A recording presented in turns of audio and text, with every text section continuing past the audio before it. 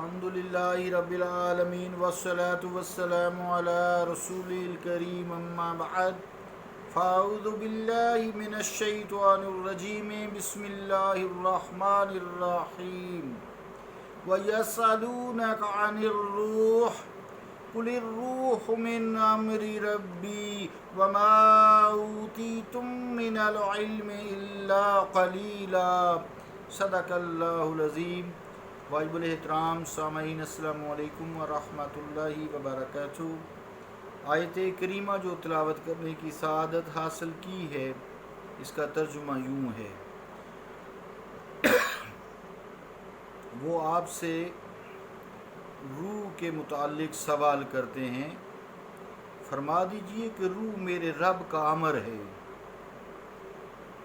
اور جو تمہیں اس میں سے علم عطا کیا گیا ہے مگر وہ تھوڑا ہے۔ اللہ کا قول سچا ہے جو بڑی ہی عظمت والا ہے۔ عزیزان گرامی قدر، روح کے متعلق ہم نے دو باتیں کی تھی جو حضرت مولانا سید عبداللطیف المعروف سید یا شاہ محی الدین، حضرت شاہ محی الدین قادری ویلوری رحمۃ اللہ علیہ کے حوالے سے چل رہی ہیں، اور انہیں نصیر الدین شاہ صاحب نے بیان فرمایا ہے۔ تو تیسری جو بات انہوں نے بیان کی ہے وہ آج کریں گے۔ پہلی بات جو انہوں نے یہ کی تھی، جس کا ترجمہ تھا یہ کہ شکل انسانی جب ایک مدبر اور محرک کی طرف محتاج ہے، اور یہی روح اس کی مدبر اور محرک ہے، اس سے ہمیں معلوم ہوتا ہے کہ اس پوری کائنات کا بھی کوئی مدبر ہے اور محرک ہے، وہ وحدہ لا شریک ہے۔ دوسری بات ہم نے روح کے متعلق یہ کی تھی کہ جسم کی مدبر جب ایک روح ہے، اس سے ہمیں معلوم ہوتا ہے کہ عالم کا مدبر بھی ایک ہی ہے۔ جیسے جسم کی روح ایک ہے، ایسی اس عالم کا کنٹرول کرنے والا، تخلیق کرنے والا، رزق دینے والا، سارا اس کی مشکلات کو حل کرنے والا، شفا دینے والا، رزق دینے والا، اولاد دینے والا، سارے اس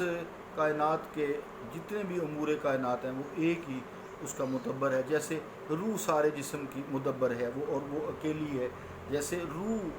کا کوئی شریک نہیں ہے، ایک جسم میں دوسری روح نہیں ہے، ہر جسم میں ایک ہی روح ہوتی ہے۔ اسی طرح اس پوری کائنات کا جو معبود ہے، رب ہے، وہ ایک ہی ہے، اس جیسی نہ کوئی کسی کی صفت ہے، نہ کوئی ذات اور صفات میں اس کا کوئی شریک ہے۔ تیسری بات جو حضرت شاہ محی الدین رحمۃ اللہ علیہ نے فرمائی ہے وہ یہ ہے کہ عربی میں ہے، لما کان ھذا الجسد لا يتحرك الا بارادۃ الروح وبتحریکها له علمنا انه مرید لما هو کائن فی کونه لا يتحرك متحرک بخیر او شر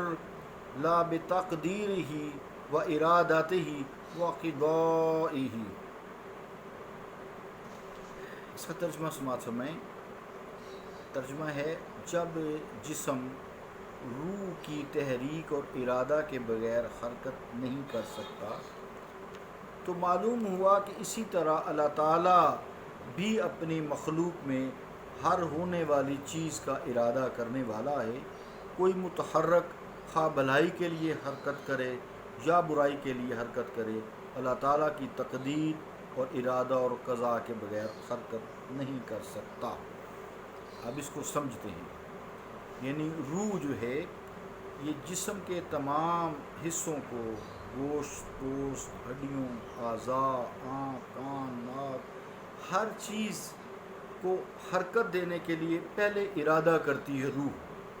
پھر یہ ارادہ جسم کے تمام حصوں کو، جہاں جہاں روح کا ارادہ ہوتا ہے، وہ ارادہ روح کا جسم تک پہنچتا ہے، پھر جسم حرکت کرتا ہے، چاہے ہاتھ برائی کو چھوئے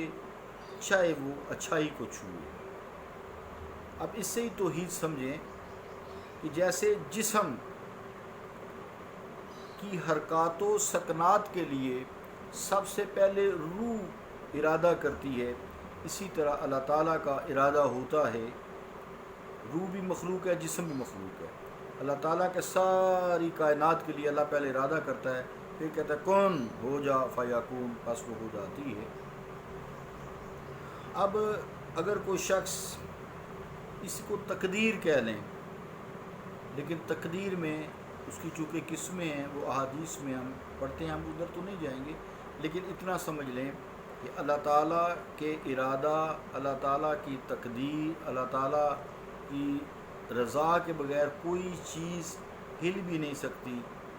اب ہوتا کیا ہے پھر اس طرح، وہ چونکہ قدریہ اور جبریہ بھی اللہ جابر شو ہوتا ہے، اس سے وہ فرقے بھی پیدا ہوئے، تقدیر پہ جی ہماری تقدیر میں یہ گناہ لکھا ہے تو ہم کیسے باز آ سکتے ہیں، تو ہمارے مقدر میں یہ لکھا تھا، اکثر لوگ بھی کہتے ہوئے سنتے ہیں۔ اس کو یہ سمجھ لیں کہ اللہ تعالیٰ نے ہمیں دو راہ بتا دیے، ایک اچھائی کا اور ایک برائی کا، اس میں پھر اختیار دے دیا، چاہے تم اچھائی کی طرف ہاتھ بڑھاؤ، چلو، سوچو، یا برائی کی طرف تم ارادہ کرو، میری مرضی کے خلاف نہیں۔ تو چونکہ تم نے اے انسان اپنا ارادہ، جو تمہیں ارادہ کی قوت دی تھی، تمہیں دی تھی کہ اچھائی اور برائی کو بتایا، پھر کہا کہ اب تمہارا مرضی ہے ادھر جاؤ یا ادھر جاؤ۔ یہ ہماری آزمائش ہے اس دنیا میں، اس دار فانی میں، جیسا کہ اللہ تعالیٰ نے فرمایا قرآن مجید میں، انا خلقنا الانسان من نطفۃ امشاج نبتلیہ، کہ بے شک میں نے انسان کو نطفہ کے امتزاج سے تخلیق کیا، یعنی عورت اور مرد سے تخلیق کیا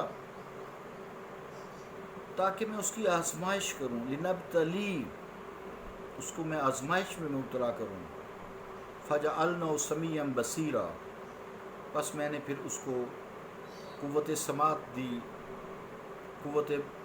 بصارت دی، دیکھنے کی قوت دی، فجعلناہ سمیعا بصیرا، سننے اور دیکھنے کی قوت پس ہم نے اس کو دے دی، اما شاکرا و اما پھر آگے اس سے پہلے ہے انا ہدیناہ السبیل، پھر ہم نے اس کو سیدھے راستے پر گامزن کر دیا۔ اب ایک دفعہ تو ہم نے سیدھے راستے پر گامزن کر دیا، آگے اما انا ہدیناہ السبیل اما شاکرا و اما کفورا،